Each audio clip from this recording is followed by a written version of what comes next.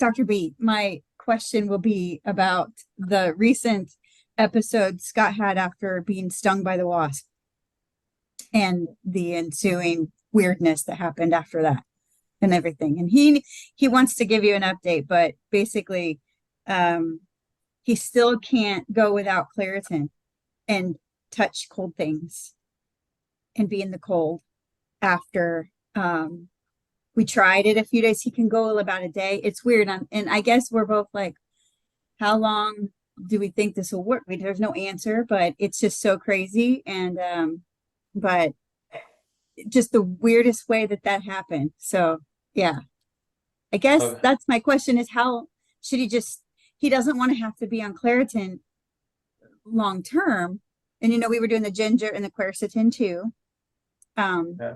But he is still, if he goes without it, he does notice the same. The feet have stopped entirely, but his hands still get really weird cold things. So yeah. So without the Claritin, his hands have like vasospasm kind of issues. Yeah, and the like almost it's not as bad where it looked like he was blistering, and got real red and pain, kind of deep pain, not like superficial necessarily, but it's not as bad as that, but he does notice that he still does get those symptoms when he touches cold things or is out in the cold and all that. So it's just bizarre because it didn't even start until about 10 days post sting after he was healing.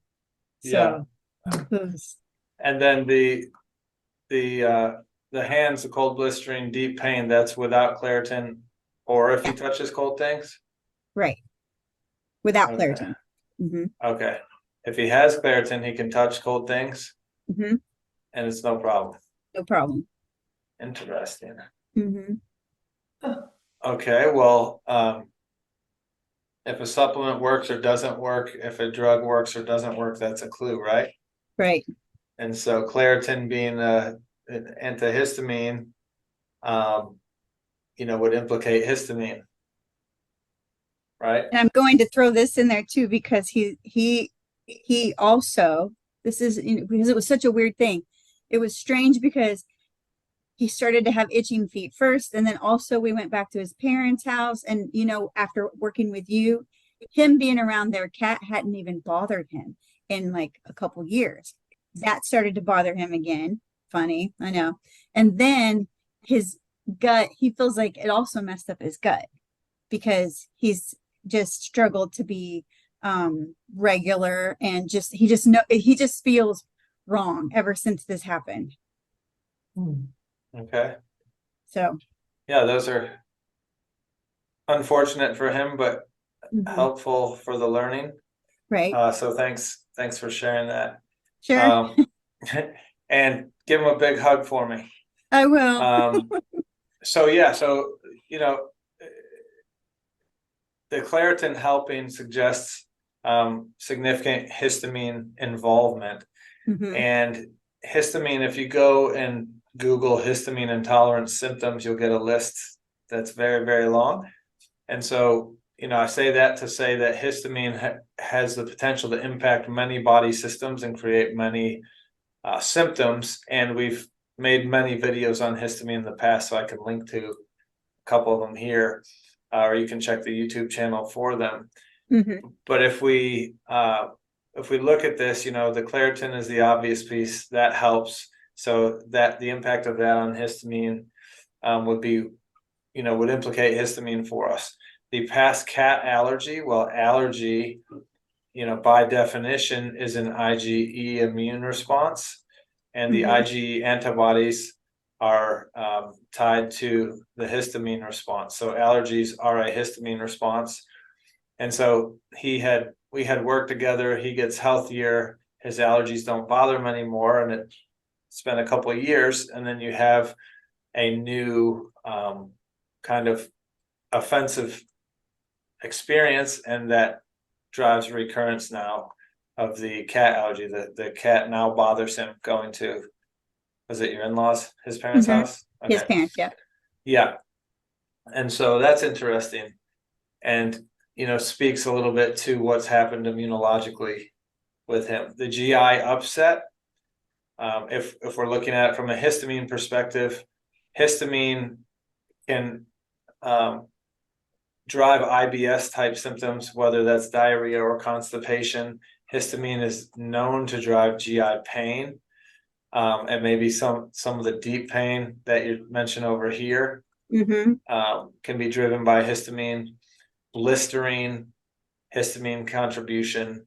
The cold and cold intolerance would be more of a, again, kind of the vasoactive impact of histamine.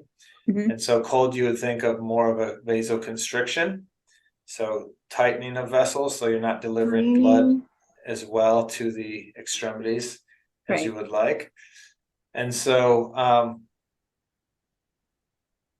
you know, this is an immune-based response that is largely histamine involved. So that would make us wonder about a Th2 type response and or a Th9 type response, because the Th2 is kind of the fundamental histamine response. The Th9 is kind of next level, or you know, you could say Th2 on steroids as a pun, because they give you steroids to address Th2, but it's not Th2 on steroids as in better, but as more intense. And so that may be present given the persistence of his symptoms and the recurrence of the allergy, you know. And so what was the trigger? Well, we happen to suspect, we know in this case, and that being the wasp sting. And so when he was stung right away, did he, forgive me, I don't remember, but was he swollen up like right away? Nope. And that's the thing, is he was probably stung multiple times because he thought he had just gotten into the sticker bush. Okay. And then he realized he was seeing them kind of swarm out of the nest in the ground under that bush.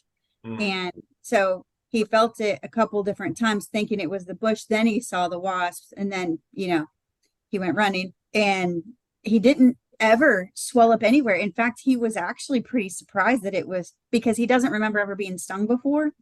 He said it didn't swell up. I mean, it was red and raised, but we did like tea tree oil and aloe, and it really scabbed up pretty quickly. He was really pretty happy about the response with it, thinking, oh, I'm doing pretty good, because it didn't really flare. So yeah. And then 10 days later, and then, you know, where he's at, that pharmacist pulled that study up I sent you, where this guy had the same thing that went on for 10 years because they didn't know what was driving it. Yeah. But you know, and I think that also I have a concern too, and because allergies and allergic reactions are so weird, is this something that would be concerning now that this is such an odd thing that has happened? Would it be concerning if he got stung again? Could it be worse? That's the answer. I don't know. And you know, and we haven't run labs on them at all either. So it'd be interesting. You know, any future testing would be interesting than any. You know, I would want to avoid being stung again, because you know, the fact that he didn't swell up and things initially, but is having this response is you'd almost rather swell up and be done with it, you know, rather than have what he had. No swelling, but now you've got these persistent, you could call it long wasp syndrome. You know. So it definitely implicates some sort of immune imbalance or immune overreaction, so to speak, or inappropriate reaction. Because you should be stung, you know, swell, get over it, whether you're allergic or not, right? Obviously, if you're allergic, that could be EpiPen and super scary. But you know, a few years ago, Kate was stung going into the kind of storage shed behind the house, and they got her on her ribs and on her hand. It was summertime, and she swelled up, and you know, the hand stayed swollen for like a week, and it was interesting, you know. But then it was over. It was Well, they're saying that it's according to the study, and then the pharmacist was like, they're thinking it's a mild anaphylaxis, but my thing is, I was telling someone about it at work and they were like, my uncle died that way. Like he passed out. He'd never been stung. He passed out, woke up in the garage and said he was a doctor and decided he was like, okay, clearly I'm allergic. And then started to carry an EpiPen. And then 2 years later, he was stung again. And when he was trying to get his EpiPen in, the needle bent and he Mm. couldn't get it in. And he ended up dying. And I'm like, is this supposed to make me feel better? Right. The story, but so but it does make me wonder, is that something? And I guess I think being running labs would be a good thing, Mhm. right? Yeah, But and you can actually run labs to bees and different, flying insects to right. see, Okay. in terms of an allergy test to that. But then, there's other labs to look at. In his case, you can look at plasma histamine. I'd almost recommend you challenge it, because plasma histamine, you can have histamine issues and have a normal plasma histamine result. Mhm. And so it doesn't mean you don't have histamine issues. It just means it wasn't as high at the time as you tested. So Right. I've had other patients, with breathing issues. Every time they run or work out, they get what we're suspecting is a histamine response. So it's, so in the parking lot before they go in for the lab draw, I've had them run before to kind of trigger it. So for him, maybe he would skip Claritin, leading up to the test, and maybe even do some cold exposure and things, and Yeah. go in and do the blood, and maybe, bring the cat with them, that sort of thing, and just see, can we augment the response so we can actually see what's happening as accurately as possible, so then you know how to push back. Right. I would be Um, game for that. yeah, I'm sure he would be too, because it's just a frustration now. It's like, well, how long is this going to last? And you know, yeah. so, So in his case, I'd be interested in the plasma histamine, the different markers that would help us understand, T cell phenotype. So where are we at over here?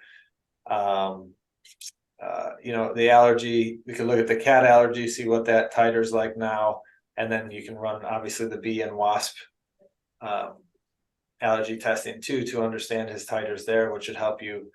If those are crazy high, then maybe you do carry an EpiPen, or at least you have a baseline test. So at a future date, you could test again and say, hey, am I still as active? Do I still need to be as worried about a second sting, kind of idea? okay.